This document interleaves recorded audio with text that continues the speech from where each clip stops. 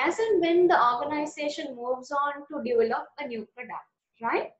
I told you the marketing strategy accordingly will have to be changed, or will have to be refined to suit the nature of that new product, right? And also, along with this refining of the marketing strategy, the sourcing of raw materials or parts will happen, or the sourcing of resources necessary to manufacture this product will also happen, right? So then at the next stage, finally the product will be manufactured, stored and distributed, right? So finally this product will be produced by the organization and then sent to the warehouse accordingly, and according to the schedule that they have adhered to, it will be distributed to different locations, different regions, different outlets that they plan to make the product available, right? So through analysis of the value chain and looking at how electronic communications can be used to speed up the process. So what does that mean? So by thoroughly analyzing this value chain and by understanding how electronic communications or how digital communications can speed up the process of within this value chain, what can manufacturers do? They have been able to significantly reduce the time to market from conception of a new product idea through the launch on the market.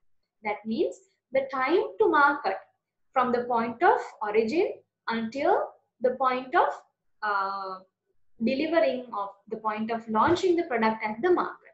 The time period in between can be significantly reduced by organizations when they have a more speedy communication along the supply chain. When information is communicated on time, as and when required, and when they are being responded on time as required, this time to market, time taken to put the launch the final product at the market can be greatly reduced. In the earlier slides also I explained to you how this process happens, right? And the next point says, at the same time, the use of technology increases value chain efficiency. And not only that you can reduce the time taken to put your product to the market. Also at the same time, by using these kinds of digital technologies, you can increase the efficiency of your value chain activities, right?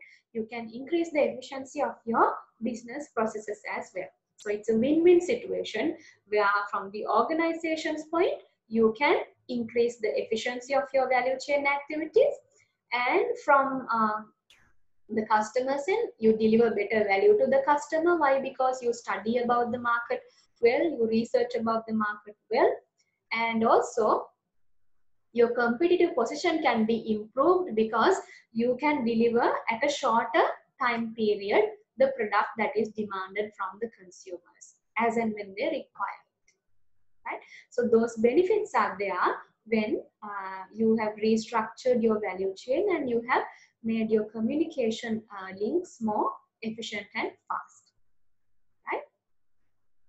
So that is about restructuring the value chain. Then we move on to a new subtopic, options for restructuring the supply chain. Now, there are different options that an organization can select when it comes to restructuring their supply chains, right? So what does the first point say?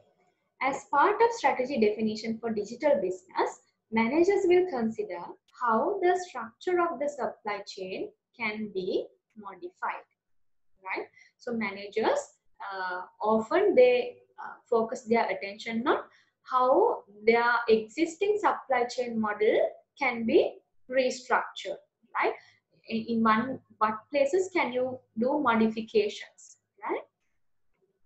Then the next point says, these choices have existed for many years, right? It is a process that has been followed by managers throughout a period of time. But Internet technology provides a more efficient enabler and low cost communications. So although the situation is like this, although that this process of restructuring the supply chain has existed for many years, internet technology has provided opportunities for organizations to be even more efficient and to enable more low-cost communications for existing businesses in the current context. Right? So the next point says supply chain management options can be viewed as a continuum between internal control of the supply chain elements and external control of the supply chain elements. So when it comes to supply chain management, the different options that the organizations can take in order to restructure the supply chain can vary between internal controlling of the supply chain and also having an external control of the supply chain and elements. Right? So organizations can make a choice in between these different 2 points of having an internal control of the supply chain and having an external control of the supply chain. Right? So if we move on, the 2 end elements of the continuum are usually referred to as vertical integration, also known as internal control. So in vertical integration, it essentially means that supply chain activities are undertaken and controlled within the organization. And the other end of this continuum is virtual integration, also known as external control. So what happens in virtual integration is the supply chain activities are being undertaken or controlled outside the organization or external to the organization. So organizations can choose to be in between these 2 options at any place or at any point in between these 2 options, or they can choose to fully go for vertical integration, fully virtual integration, or somewhere in between. So the organization has a choice to make, right? So is that clear? Anything that is not clear to you from what I'm explaining, please let me know, right? So I'm assuming that your silence means that you understand what I say. So if there's something that is not clear to you, please let me know, right? So what does the next point say? The intermediate situation is sometimes referred to as vertical disintegration or supply chain disaggregation. That means now this in between this vertical integration and virtual integration, in between there can exist an intermediate situation which is referred to as vertical disaggregation. This is also referred to as supply chain disaggregation. So if we look at figure 6.10, this is further elaborated. Now here on this continuum, you can either go for virtual integration or vertical integration, and the middle option is vertical disintegration, also known as disaggregation. So let's look at the characteristics of each, right? In vertical integration, what happens? Majority of the manufacturing happens in-house. That means majority of the manufacturing happens within the organization. Distant relationships with suppliers. So when you're doing vertical integration, do you have close relationships with your suppliers? No, right? You try to do most of the manufacturing and completing of this production within the organization itself, right? Sometimes under vertical integration organizations, they integrate these different partners along the supply chain into one organization, and they try to operate as one business unit, right? And what sort of applications happen here? When specialized or proprietary production takes place, this kind of, so by using this kind of virtual integration, specialized nature productions, right?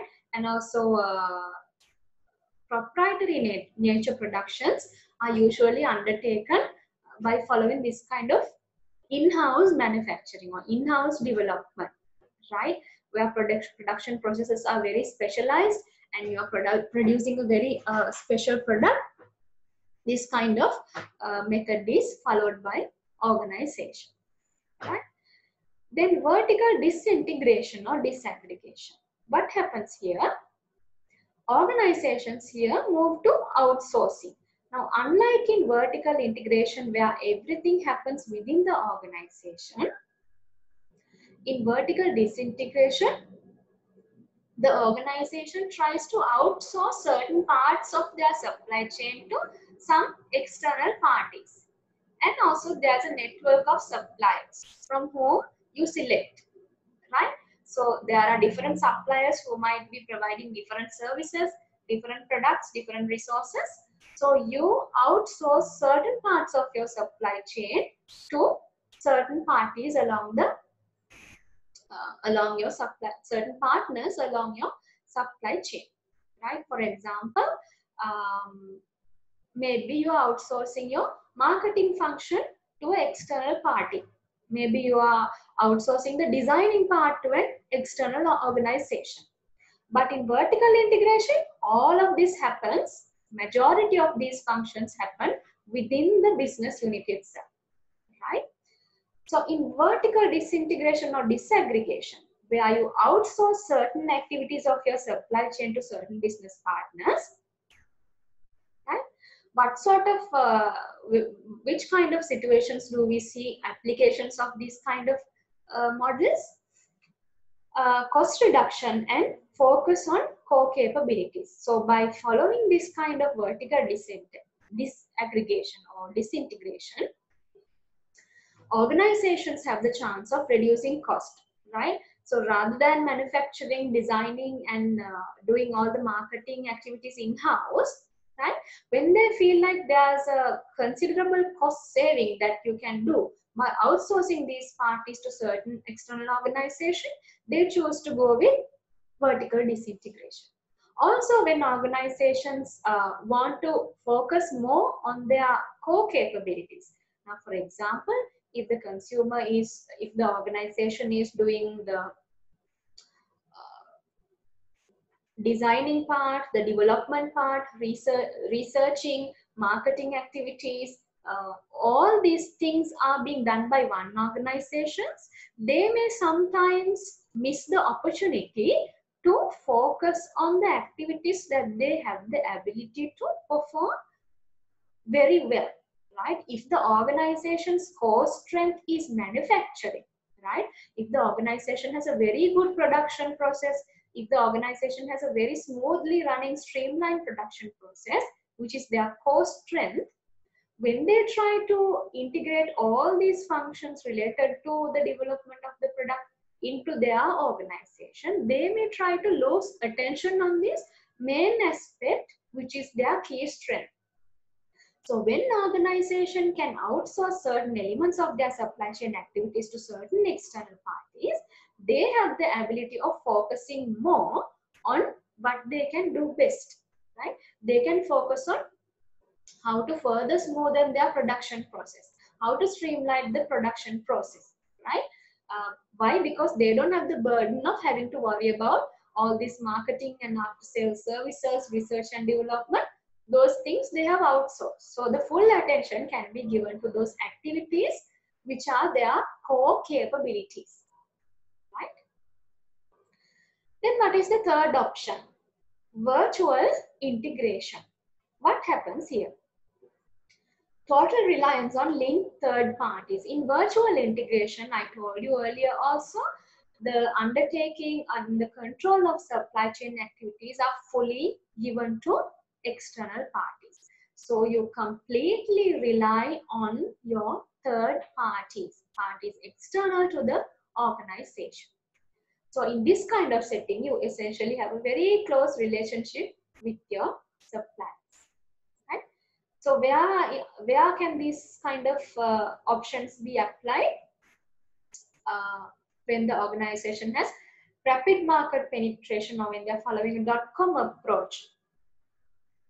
where the communications are very efficient. They have built-in communication systems, and using digital technologies and the internet, they have a very good integration between different business partners who are linked to the organization.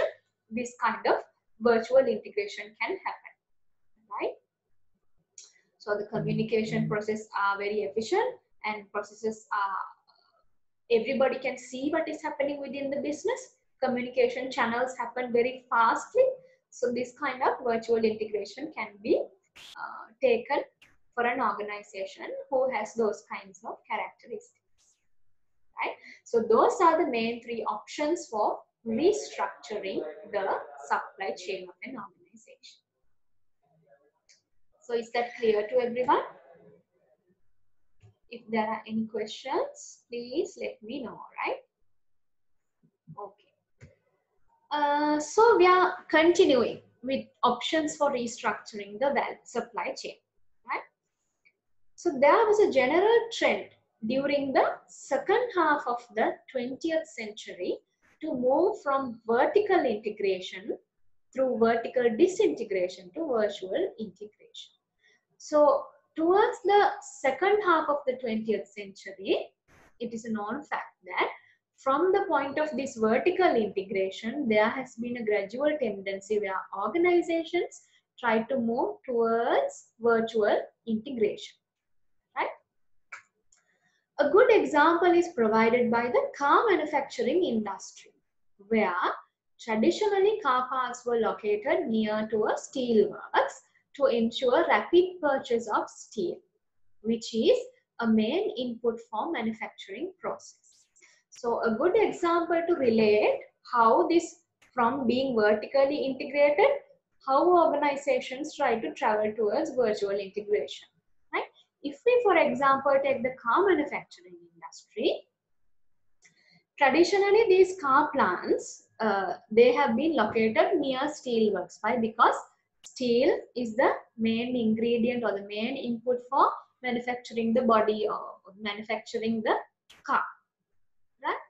So then the next point says, other components of the car were also manufactured by the company, and other value chain activities such as marketing were largely performed in-house. So in a traditional setting, so this car manufacturing plants, they were located close to these steel works or steel suppliers, and so where they can quickly purchase the steel requirement, they can quickly replenish the steel requirement needed for their manufacturing process, as well as the other components of this car, they were manufactured in-house by the company itself. And what about other value chain activities, such as marketing, for example? They have been performed also in-house, right? So then, from being in this kind of setting where majority of the manufacturing happened in-house and majority of the activities related to the manufacturing and supply chain activities happen in-house, how did they move out? There has been a gradual move to sourcing more and more components such as lights, upholstery and trim, and even engines to third parties.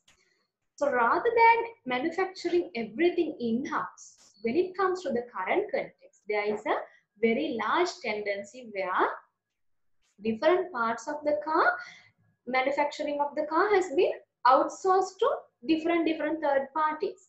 Lights or those component supply might be done by one supplier. Upholstery and trim will be supplied by someone else, and engines will be supplied by someone else. So likewise, these kinds of different parts of the car manufacturing has been increasingly outsourced to different parties, different third parties who are closely related to our supply chain. Right? Then marketing activities such as website development, brochure preparation, and advertising campaigns are now largely outsourced to marketing agencies. So those kinds of activities such as website development, brochure preparation, advertising campaigns, so designing these advertising campaigns, right?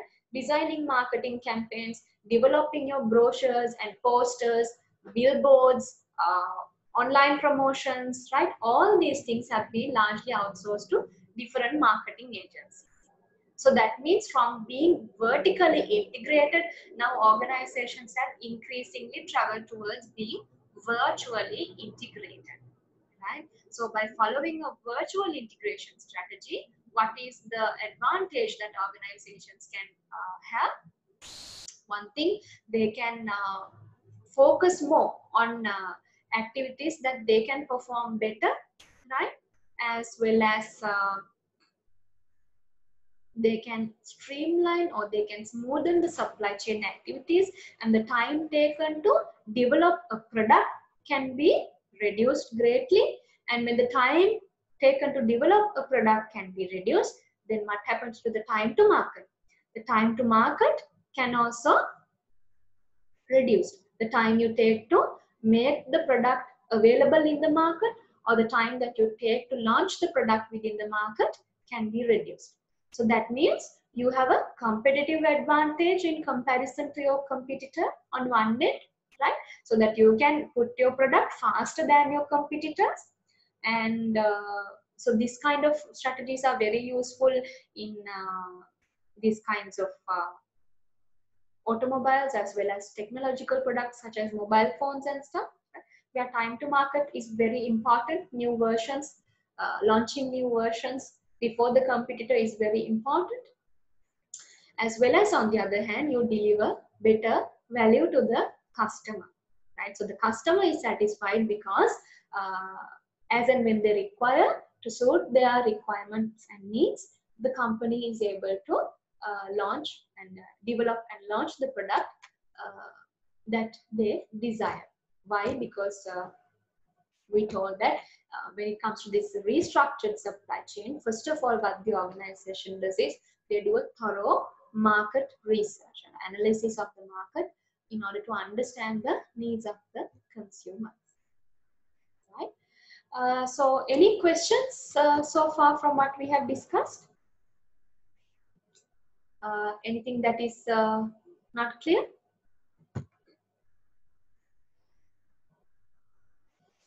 Everything is crystal clear. Right. So what have we talked about today? We introduced the concept of value chain, and we understood that there can be internal value chain unique to the organization, as well as the organization may connect with external value chains of business partners. And the value chain activities are mainly divided to primary activities and support activities, right? And the value chain activities help an organization's managers to decide on which points they are performing better, and on which in which activities they can improve performance, right?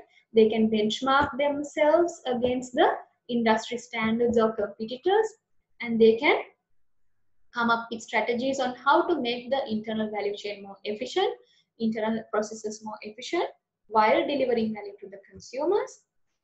Although the case is such, and also we talked that electronic communications and digital communications can help to further enhance these value chain activities, as well as due to certain weaknesses in the traditional value chain, organizations are increasingly moved to a model where they are restructuring their internal value chains. So what can be some of the disadvantages of the traditional value chain?